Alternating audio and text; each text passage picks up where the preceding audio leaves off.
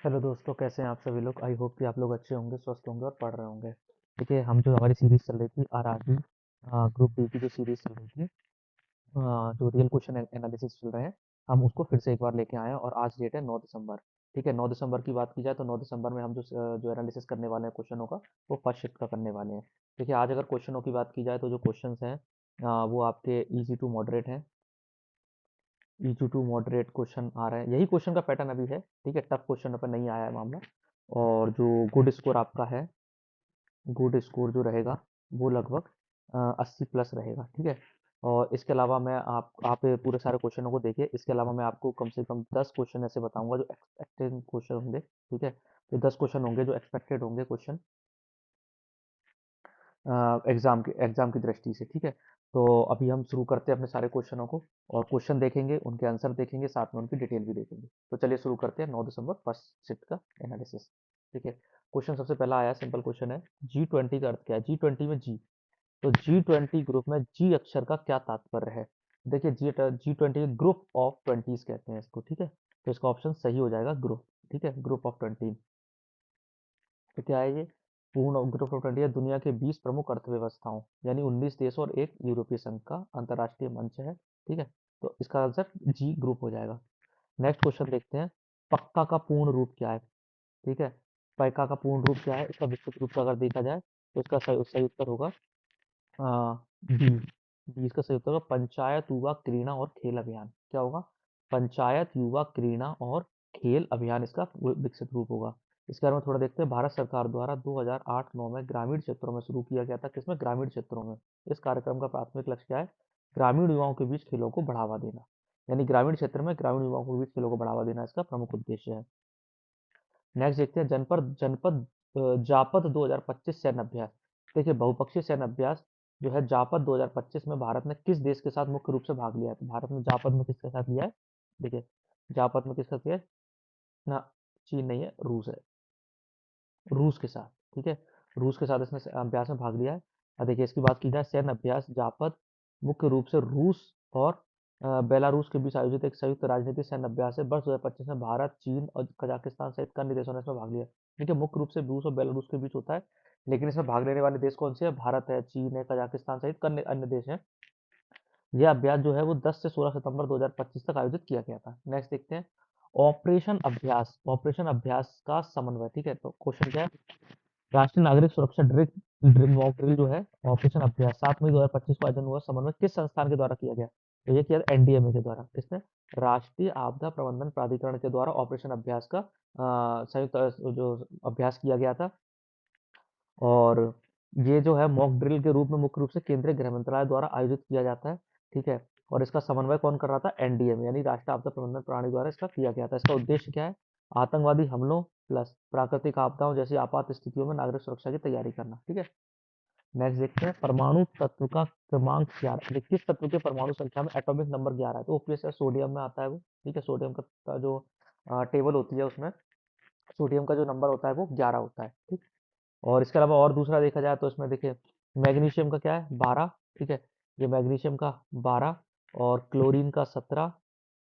ठीक है, तो क्लोरीन का 17 होता है। और पोटेशियम का आप कवर बताइएगा कि पोटेशियम का कितना होता है, एक क्वेश्चन मार्क कमेंट में बताना। इसका क्या है, 11, सोडियम का 11 होता है। ठीक है, नेक्स्ट देखते हैं, लॉरियस स्पोर्ट्समैन। देखिए, ये कम से कम मैं बताऊं, direct indirectly third time repeat हो रहा है अभी तक 10 दिनों में, ये 10-12 दिनों में ये तीसरी बार रिपीट हो रहा है ये क्वेश्चन। तो देखिए, क्वेश्चन क्या, बस 2025 का Laureus world sportsman of the year किस एथलीट को प्रदान किया गया।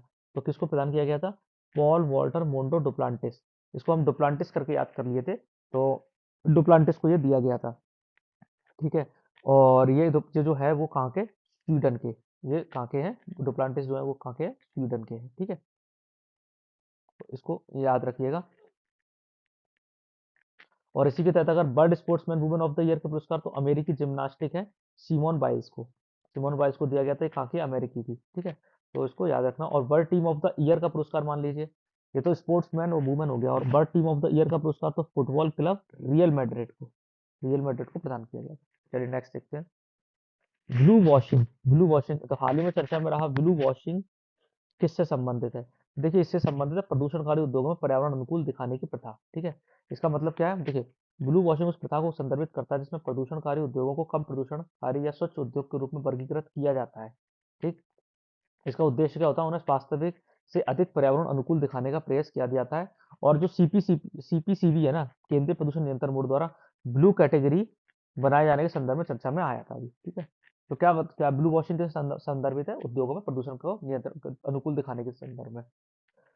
अब देखिए दूसरा क्वेश्चन है, वेग समय ग्राफ का क्षेत्रफल क्या दर्शाता है? जो वेग समय, देखिए वेलोसिटी टाइम और टाइम ग्राफ, वेलोसिटी और टाइम ग्राफ का जो क्षेत्रफल है वो क्या दर्शाता है?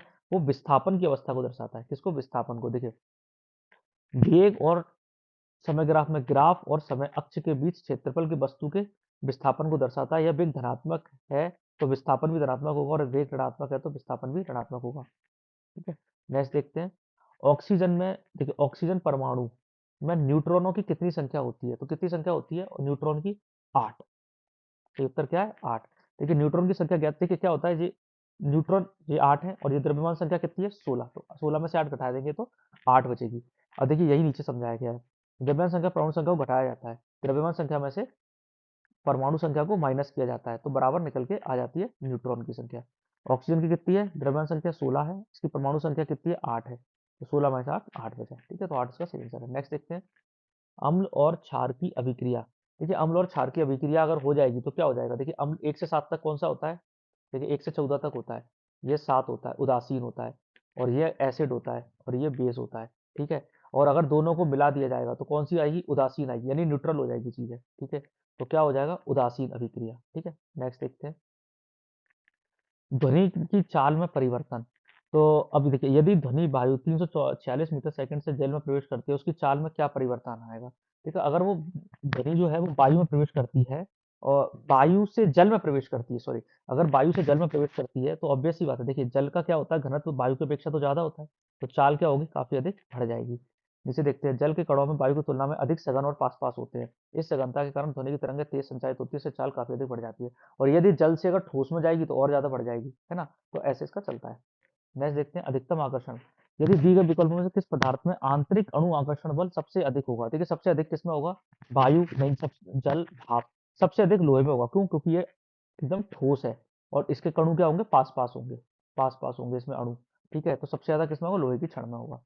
नेक्स्ट देखते हैं, मेंडल ने मटर के पौधे पर अपने प्रयोग निम्न, देखिए नेक्स्ट वाले पिछले वाले कुछ शिफ्ट में आपने देखा था 8 तारीख में मेंडल का मटर का पौधा आया था, अब इसमें थोड़ा सा डीप चला गया है। मेंडल ने मटर के पौधे पर अपने प्रयोग निम्नलिखित किस विशेषता का चयन नहीं किया था? देखिए आकार का किया था, रंग का किया था, ऊंचाई का किया था, क्योंकि ये सब चीजें तो उसको देखनी थी, लेकिन पत्तियों के आकार पर उसने कोई प्रयोग नहीं किया था। तो उसका सही आंसर कौन सा है? नहीं किया था, पूछा पत्तियों का आकार है। ठीक है, नेक्स्ट देखते हैं, गुरुत्वाकर्षण बल में परिवर्तन। यदि दो वस्तुओं का द्रव्यमान और उनके बीच की दूरी दोनों को आधा कर दिया जाए, देखिए द्रव्यमान भी आधा हो रहा है, दूरी भी आधा हो रही है, तो गुरुत्वाकर्षण बल पर क्या प्रभाव? कोई प्रभाव नहीं पड़ेगा, क्योंकि आपने द्रव्यमान को आधा कर दिया और दूरी भी आधी कर दी, तो गुरुत्वाकर्षण बल जो होगा वो अपरिवर्तित रहेगा, बल अपरिवर्तित रहेगा। ठीक है, देखिए नीचे इसका नियम भी दिया है, ये नियम के आधार पर। ठीक है, नेक्स्ट देखते हैं, इथेनॉल की विशेषता। देखो इथेनॉल क्या होता है, हमें नेक्स्ट पिछली वाली शिफ्ट में भी हमने देखा था। C2H5OH के समय में कौन सा कथन सत्य है? सही वाला देखना है। जल में अघुलनशील है, केवल औद्योगिक विलायक के रूप में उपयोग होता है, या जल के साथ आसानी से मिश्रित होता है और सिर्फ पीने की शराब के रूप में उपयोग किया जाता है, और एंटीफ्रीज के रूप में नहीं, एंटीफ्रीज नहीं है। देखिए पीने के शराब के रूप में हमने पिछली वाली शिफ्ट में भी इस पर बात की थी, ईंधन और शराब और ईंधन दोनों में यूज किया जाता है, तो उसका सही आंसर क्या होगा? सी। ठीक है, नेक्स्ट देखते हैं, कार्बनिक यौगिक। किसी भी कार्बनिक यौगिक में अनिवार्य रूप से कौन सा तत्व उपस्थित होना ही चाहिए? तो कार्बनिक यौगिक की बात कर रहे हैं तो ऑब्वियस सी बात है कि इसमें हाइड्रोजन का तत्व उपस्थित होना चाहिए। ठीक है, नेक्स्ट देखते हैं, कार्बनिक यौगिक होते हैं जिनमें अनिवार्य रूप से कार्बन परमाणु उपस्थित होते हैं। मैंने क्या लगाया? Sorry, I am sorry, actually गलती से, इसका सही आंसर डी होगा, कार्बन होगा, कार्बन होगा इसका सही आंसर। ठीक है, नेक्स्ट देखते हैं, कुली द्वारा किया गया कार्य। देखिए यदि कोई कुली सिर पर सामान रखकर क्षैतिज दिशा में चल रहा है, यानी कि सीधा चल रहा है, तो गुरुत्वाकर्षण बल के विरुद्ध किया गया यांत्रिक कार्य क्या होगा? देखिए अगर कुली सिर पर सामान रखकर क्षैतिज दिशा में चल रहा है, यानी कि वो सीधा सीधा चल रहा है, तो गुरुत्वाकर्षण बल यानी कि उसके सर पे जो सामान रखा है कुली के सर पे, बल के विरुद्ध किया गया यांत्रिक कार्य क्या होगा? तो इसका देखिए सही आंसर क्या होगा? शून्य होगा। देखिए नीचे समझते हैं, वर्क बराबर क्या है? फोर्स और स्पीड, ठीक है, और कॉस थीटा। यदि कुरी द्वारा बल ऊर्ध्वाधर दिशा में लगाया होता, यानी कि ऊपर ऐसे लगाया होता, जबकि विस्थापन क्षैतिज दिशा में होता है, इस प्रकार बल और विस्थापन का कोण 90 डिग्री होता है, ठीक है। तो cos 90 डिग्री बराबर 0 होता है, इसलिए किया गया कार्य, देखिए, अगर ऊपर की तरफ लगाया होता तो वो मान आता, तो वो अधिक होता, लेकिन ये कैसे इस तरीके से किया गया है, तो वो मान नहीं आएगा और वो शून्य होगा। भूमिगत जल का साधन, सिंचाई का वह कौन सा साधन है जिसमें भूमिगत जल को बाहर निकालने के लिए जमीन के अंदर गहराई तक पाइप डाले जाते हैं, तो कौन सा साधन है, नलकूप है, ठीक है, आप सभी को पता है। खाद संचय, पौधों की कोशिका को किस अंकक में तेल, स्टार्च और प्रोटीन जैसे खाद्य पदार्थों का संचय होता है, ल्यूकोप्लास्ट में होता है। बात किसकी की जा रही है, पौधों की, तो किसमें होता है, तेल, स्टार्च और प्रोटीन का, ल्यूकोप्लास्ट में, ठीक है, ये पौधों में पाया जाता है। ये क्या होता है, एक प्रकार का रंगहीन प्लास्टिड होता है, ठीक है, इसका मुख्य कार्य भोजन का भंडारण करना होता है और ये प्रोटीन आदि का संचय करता है। अब बात करते हैं संतुलित बल। जब किसी वस्तु का द्रव्यमान पर संतुलित बल कार्य करता है तो वस्तु का त्वरण क्या होगा। देखिए, द्रव्यमान कितना है, जब किसी वस्तु का द्रव्यमान 10 को संतुलित बल कार्य करेगा तो उसका त्वरण क्या होगा, एक्सीलरेशन क्या होगा, उसका एक्सीलरेशन शून्य होगा, क्या होगा, ऑप्शन सी शून्य। देखिए कैसे, संतुलित बल का अर्थ है कि किसी वस्तु पर कार्य करने वाले सभी बलों का कुल परिणामी बल शून्य होता है, वो जीरो होता है। न्यूटन के दूसरे नियम के अनुसार यदि परिणामी बल शून्य है तो वस्तु का त्वरण भी शून्य होगा, ठीक है। अगर जो फोर्स शून्य है तो त्वरण भी शून्य हो जाएगा। इसका मतलब क्या है कि वस्तु या तो स्थिर रहेगी या एक समान से गति चलती रहेगी। यानी कि अगर जो न्यूटन के दूसरे नियम पर किस तरीके से काम कर रहा है कि जब तक किसी वस्तु को गतिमान अवस्था में है तब तक उसको रोका ना जाए, मान लो कोई कण चल रहा है, जब तक उसके सामने एक दीवार खड़ी ना कर दी जाए तब तक वो, जब बल ना लगा दिया जाए तब तक वो गतिमान अवस्था में चलती रहेगी, ठीक है। तो इस तरीके से दूसरे नियम के तहत इसका आंसर निकाला जाएगा। नेक्स्ट देखते हैं मांस उत्पादन। मांस के उत्पादन के लिए पोल्ट्री फार्मिंग में मुर्गियों को किस नस्ल या श्रेणी का पालन किया जाता है, तो वो किया था ब्रायलर। कौन सी नस्ल, ब्रायलर। आपने काफी सुना होगा कि ब्रायलर किस्म की मुर्गियां जो पाली जाती हैं फार्मिंग के लिए। यह वह श्रेणी है जो विशेष रूप से तेजी से बढ़ने और आंशिक मांस उत्पादन के लिए पाला जाता है। इन्हें कम समय बाजार में तैयार किया जाता है। इनके विपरीत लेयर मुर्गियां अंडे देने के लिए पाली जाती हैं, ठीक है। ब्रायलर को किस लिए, मांस उत्पादन के लिए, ये होता है मांस के लिए, और ये होती है आपकी एग के लिए, ठीक है। नेक्स्ट देखते हैं एंडोप्लाज्मिक रेक्टिकुलम में अंतर, ठीक है। तो एंडोप्लाज्मिक रेक्टिकुलम देखो, खुरदरी एंडोप्लाज्मिक रेक्टिकुलम और चिकली एंडोप्लाज्मिक मुख्य अंतर किसके कारण होता है।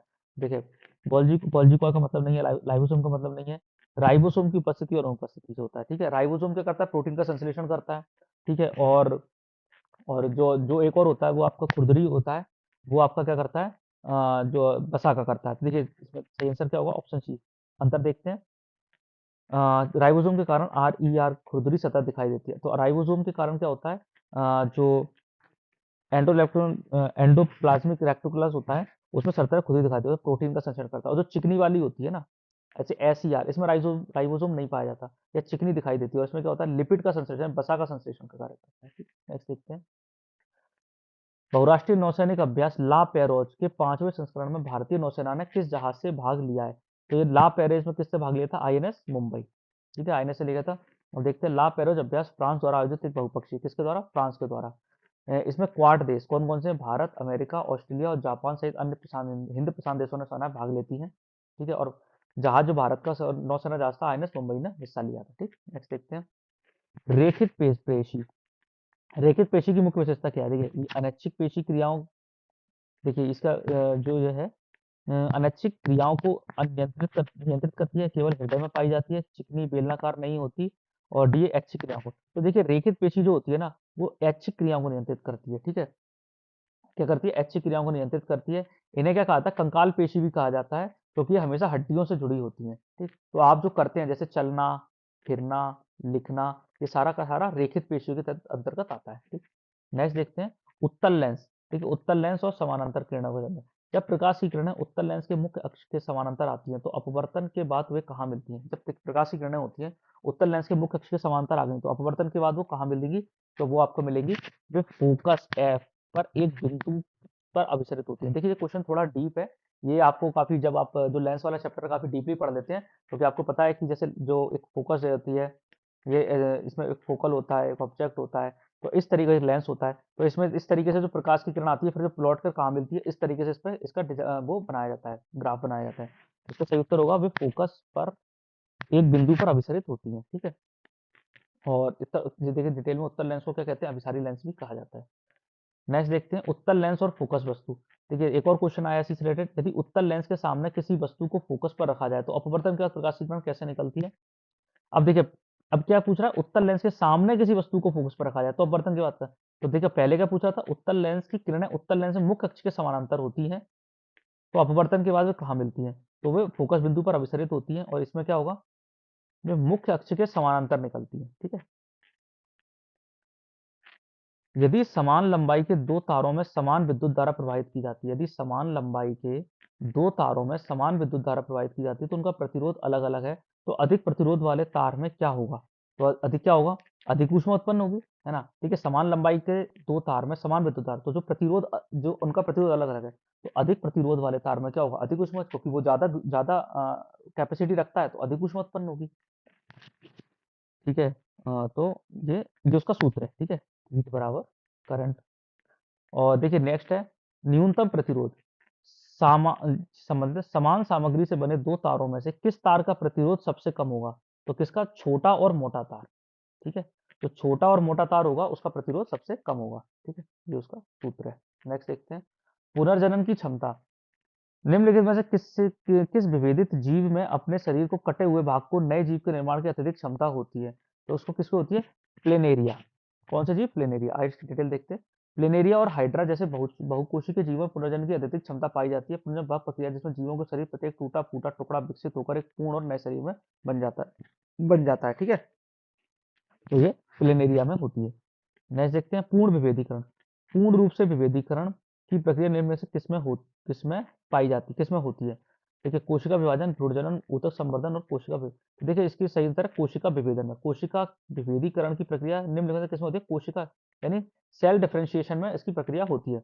और देखिए होती क्या है, इसमें क्या होता है, कोशिका विभेदन में क्या होता है, इसमें एक कम विशिष्ट कोशिका जैसे कि स्टेम सेल विकसित होकर एक अधिक विशिष्ट कोशिका मांसपेशी बन जाती है। देखिए स्टेम सेल क्या होता है कि जैसे जब अब शिशु का जन्म होता है ना, तो जब जन्म के समय शिशु में स्टेम सेल डेवलप होते हैं, ठीक है, स्टेम सेल डेवलप होते हैं और उन्हीं स्टेम सेल के माध्यम से क्या होता है, शिशु की बाकी कोशिकाओं का, बाकी अंगों का जन्म होता है। अभी क्या हो रहा है ना, ये हमने टेक्निकल जो साइंस एंड टेक में देखा जाता है कि क्या होता है, शिशु के जन्म के समय क्या उसके जो स्टेम सेल हैं वो अब रिजर्व कर लिए जा रहे हैं। क्या कर लिए जा रहे हैं, रिजर्व कर लिए जा रहे हैं, ताकि भविष्य में अगर कोई समस्या आती है उसको, भविष्य में कोई समस्या आती है तो इसी से स्टेम सेल से, समस्या में स्टेम सेल से उसके नए अंगों को विकसित किया जाएगा, उसके अंगों को विकसित किया जा सकता है। तो अभी जो होते हैं वो रिजर्व किए जा रहे हैं, ठीक है। इसके लिए माइनस माइनस टेम्परेचर की आवश्यकता होती है। यह प्रक्रिया एक जीव के विकास के दौरान होती है, इसमें पूर्ण रूप से विभेदीकरण शामिल होता है, ठीक।